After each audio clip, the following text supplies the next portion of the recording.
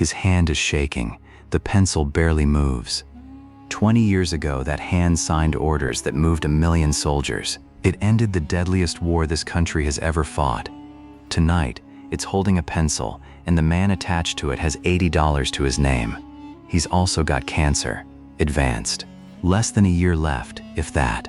But he's already made his peace with the dying part. What he hasn't made peace with is what happens to his wife after.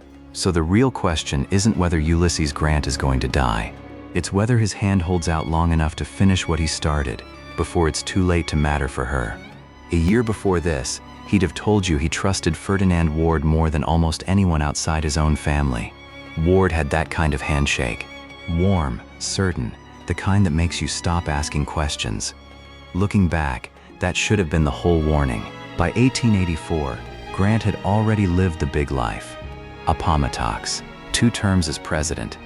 Then 2.5 years touring the world as a private citizen. Queen Victoria received him. Bismarck sat with him for hours comparing notes on war. And in Japan, the emperor did something he'd never done for a foreign visitor. He let Grant sit in his presence, instead of standing the way protocol demanded. Newspapers called him the most famous man alive. All of that was history now. What Grant had left was a famous name, Fornar. And Ferdinand Ward, the paper's so-called young Napoleon of Wall Street, knew exactly what a famous name was worth to a firm that needed one. Ward's firm wasn't really making the money it claimed to make. It was paying old investors with new investors' cash, the way those schemes always work, right up until they don't. And Grant's name on the door was what kept new cash walking in. In May, Ward came to him with a story. The firm needed money for one night, just a formality. Grant, 62 years old, walked over to the richest man he knew, borrowed $150,000 and handed it straight to Ward. Ward was gone by morning. His son found him at the office the next day, white as paper. "Grant and Ward has failed," he said. "Ward is gone." The firm owed $16 million. There was $57,000 left in the vault. Everything Grant had, and everything his children, his friends, and a lot of old soldiers who trusted his name had put in, was gone in a single morning. It had been Grant's own son, Buck, who'd brought Ward into the family in the first place. He was standing right there in the room when the news came in. By that afternoon, men who'd fought under him were showing up at the door asking what happened to their savings. Grant didn't have an answer for them either. He didn't shout. He walked back to his chair, sat down, and said the truest thing he ever said out loud. "I have made it the rule of my life to trust a man long after other people gave up on him, but I don't see how I can trust any human being again." That night, he walked home with about $80 in his pocket. Julia had a little more than 100 in the house. They'd been married almost 30 years by then, and he'd spent most of the war writing her letters from the field, sometimes 2 a day, about nothing in particular. Julia had a condition that turned one of her eyes inward. It embarrassed her. Once, years earlier, when they finally had money, she went to a surgeon about having it corrected and came home and told her husband she was going to fix it. He asked her not to. He told her he'd married her with those eyes, and he liked them the way they were. That's the woman he's writing for. The richest man in the country offered to forgive the $150,000. "Call it a gift," Vanderbilt said. Grant said no. He gathered up his swords, his medals, the trophies from a lifetime at war, and signed them over instead. He'd rather be poor than owe a debt he couldn't pay. Money came in from strangers that summer. A man in upstate New York, someone Grant had never met, mailed a check for $1,000 with a note saying it was on account of his share of services rendered, ending April 1865. Grant cashed it. He had to. There wasn't food money otherwise. A man can climb back from broke. Grant had done it before, but that summer wasn't finished with him. He'd smoked 20 cigars a day for most of his adult life, and one afternoon he bit into a peach and felt a pain rip through his throat, sharp enough to stop him mid-sentence. He didn't mention it. Grant wasn't a man who talked about pain. By October, it hadn't gone away. So he finally went to a doctor and asked one question. "Is it cancer?" It was. Throat cancer, advanced, built slowly over decades of smoke. No surgery would touch it. There was only time, and not much of it. For weeks, almost nobody outside the house knew. He kept it from the papers, from most of his friends, from parts of his own family. Julia knew something was wrong. What she wouldn't do, for months, right to the end, was say the word out loud, not to the doctors, not to him. So that's where he's standing now. No money, no income, a wife who'll outlive him with nothing behind her, and a clock running inside his own throat. Grant had spent his whole life turning down offers to write about the war. Too private, too proud to cash in on it the way other generals had. But there was exactly one thing left that no swindler could take from him.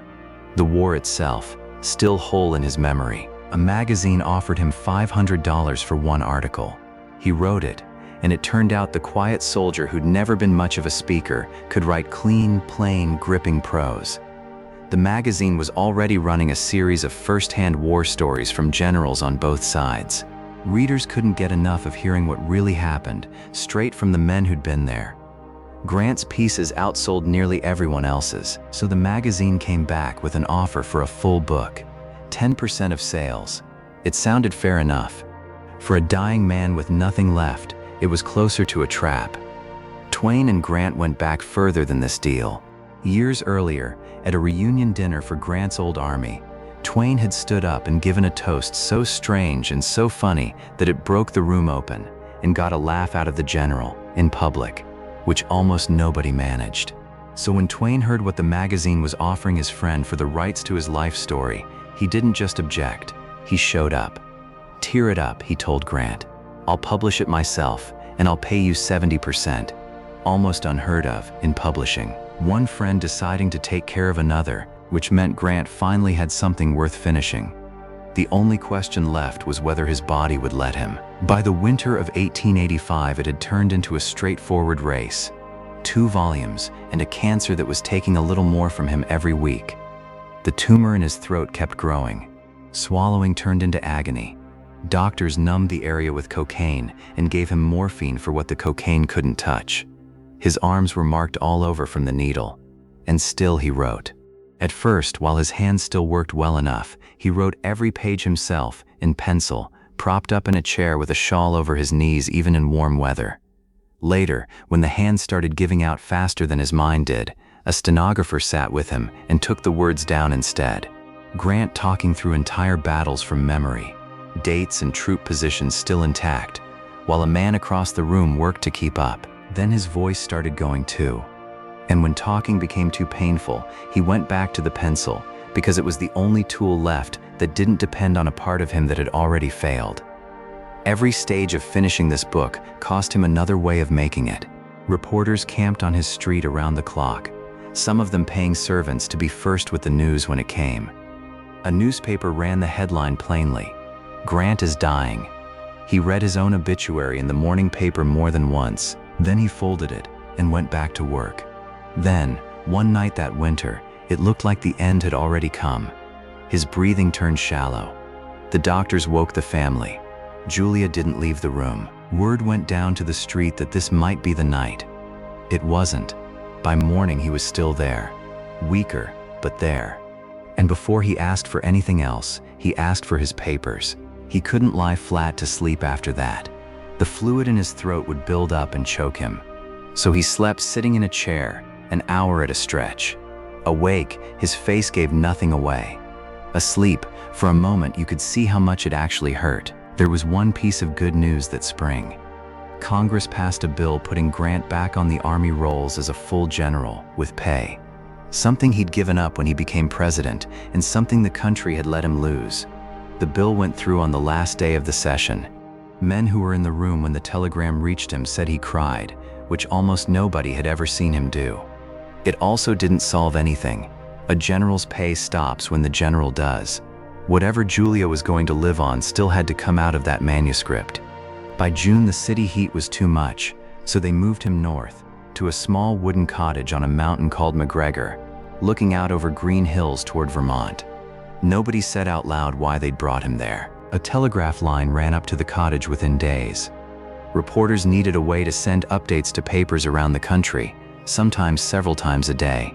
For the first time in history, people almost anywhere could open a newspaper and find out whether a man they'd never met was still alive that morning.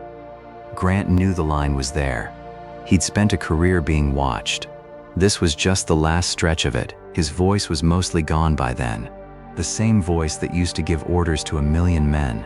So he wrote notes instead, on whatever paper was near him. One of them still gets quoted more than a century later. He wrote it with the dry humor he never lost, even then. "I think I am a verb. A verb is anything that signifies to be, to do, or to suffer. I signify all three." Another note wasn't funny at all. In it, he worked through where he wanted to be buried. And the thing that mattered most to him about the choice was that wherever it was, there had to be room for Julia to be laid beside him. He was still making arrangements for her. Even about that, old soldiers climbed the mountain just to stand near the porch, hats off, not saying much. Some had traveled a long way to do it. None of them asked to come inside. Union men and Confederate men, standing on the same grass, watching a dying man write. It was the peace he'd spent his whole life trying to build, happening on his own front lawn, without him having to say a word about it. In July, he wrote the last pages. Near the end, he set down what he made of his own life. "It seems that man's destiny in this world is quite as much a mystery as it is likely to be in the next. I never thought of acquiring rank, yet it came. I never had either ambition or taste for a political life, yet I was twice president of the United States, a boy from an Ohio tannery, cheated out of nearly everything by the end, and still, in his last weeks, a little amazed by the shape his own life had taken." Then he put the pencil down. For good.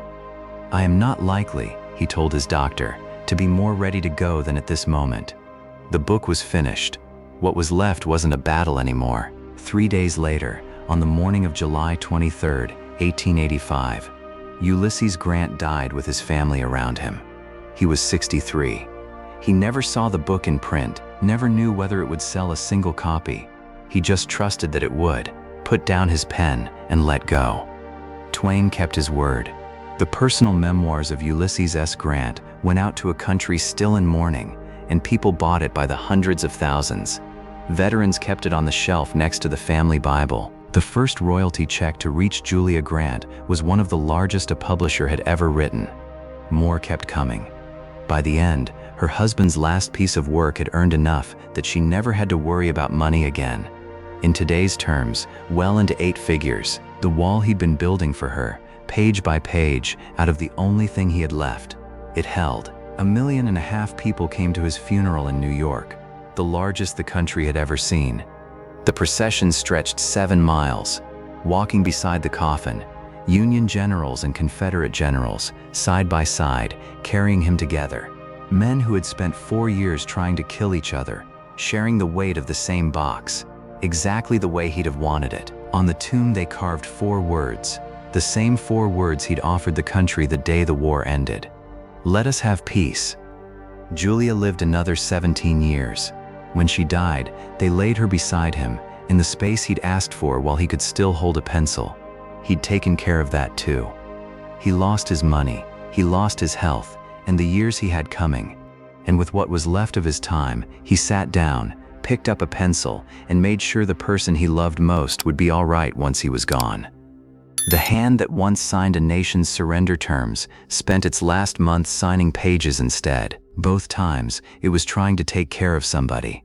Witness. If you had less than a year left, what's the one thing you'd make sure got finished? Tell me below. And if you want more of these, this was episode 1 of The Last Battle.